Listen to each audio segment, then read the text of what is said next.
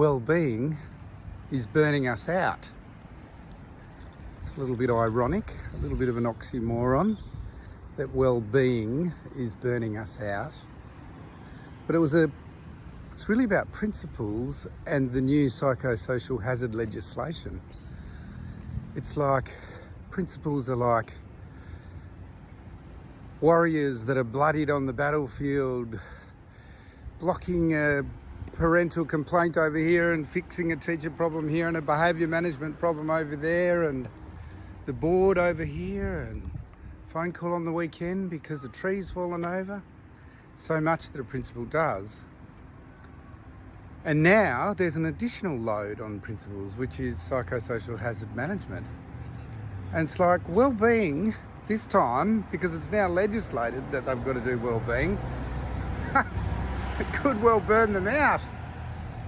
And so that's the problem. Interesting that let's just ignore the fact that 200, or let's ignore the fact that 50% or 1 in 2 teachers say they're going to leave the profession at the end of the year. Interesting, the Australian National University just released data from interviewing 2,500 principals, and 1 in 2 principals, 50% of principals, are in reasonably clinical ranges of depression, anxiety, stress. So it's not a good picture. I told a little story of how when I was in Halls Creek, I got burnt after 3 years up there. The coroner's inquiry, we had 5 suicides in the time we were up there, and just how towards the end of that time I was absolutely shattered, burnt out with no resources. It's a little bit of that idea of the balance between challenges and supports. And if we can get that right, so if our supports are adequate to match the challenges that we're under, we'll be okay. That's well-being. But if our challenges are far greater than the supports we have, we're not going to be okay. That's what burnout looks like.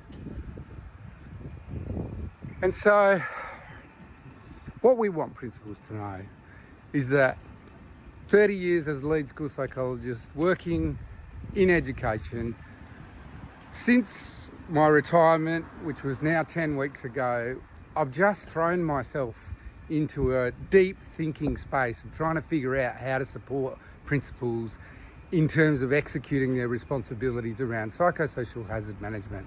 And we've come up with a really cost-effective, time-effective, excellent, efficient way of supporting principals to get their schools compliant to that legislation. And of course compliance, we want to move beyond compliance, we want to move to flourishing, we want to move to cultures of excellence and flourishing. But we've got to manage those hazards first, and we've got to demonstrate the process that we go through. So that's what I'll leave you with. We've got supports available for principals so that we can balance up the challenges that I've got. Reach out to us at RSO Consulting. We'll be only too happy to help you.